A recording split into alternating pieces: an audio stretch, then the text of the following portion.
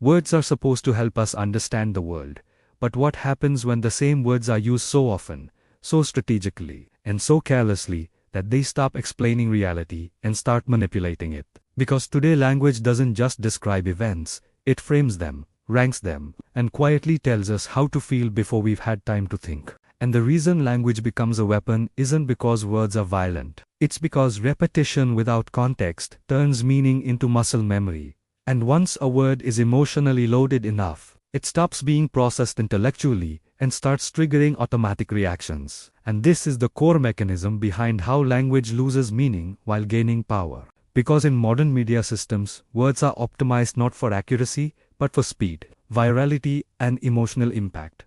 Which means nuance is expensive and outrage is cheap. So, complex ideas get compressed into short labels that feel informative but actually erase understanding. And once that compression happens, the word no longer points to reality, it replaces it. And this is why terms like freedom, terrorism, fake news, woke, extremism, or even AI can mean completely different things depending on who's using them, yet still feel universally understood, because their emotional charge matters more than their definition. And the how of this weaponization starts with abstraction, where a word is detached from its original context and reused across unrelated situations, slowly stretching its meaning until it becomes vague but powerful. And then comes moral loading, where the word is associated repeatedly with fear, virtue, danger, or identity. So hearing it already feels like a judgment, not information. And finally, amplification locks it in. Because algorithms reward content that triggers fast reactions,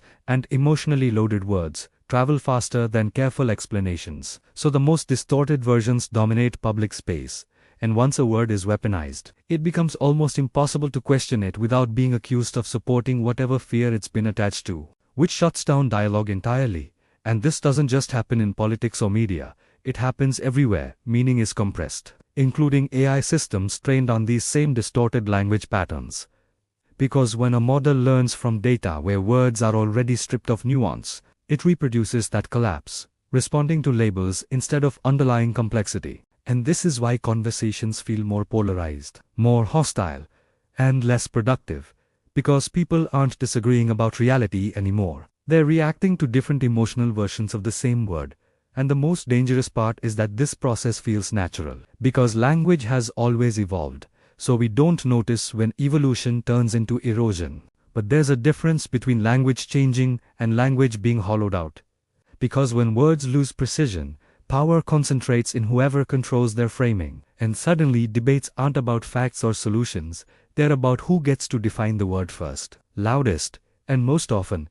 And this is why modern discourse feels exhausting. Because every conversation is secretly a battle over definitions, not ideas. And the moment a word becomes a weapon, it stops helping us think and starts telling us what to think, which is efficient for systems built on scale but disastrous for human understanding. And the real consequence isn't just misunderstanding, it's intellectual paralysis. Because if every key term is emotionally radioactive, people either disengage or double down, and neither leads to clarity.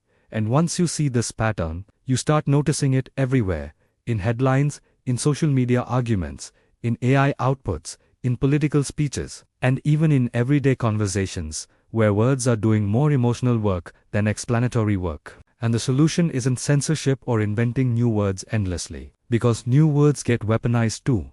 The solution is slowing down long enough to ask what a word is actually pointing to before reacting to how it makes us feel. Because the moment we stop interrogating language, we outsource our thinking to whoever benefits from our reaction speed. And the real danger isn't that words can be weaponized. It's that we forget they ever were tools, meant to clarify, not control. And learning to see that shift is the first step toward reclaiming meaning in a system designed to strip it away.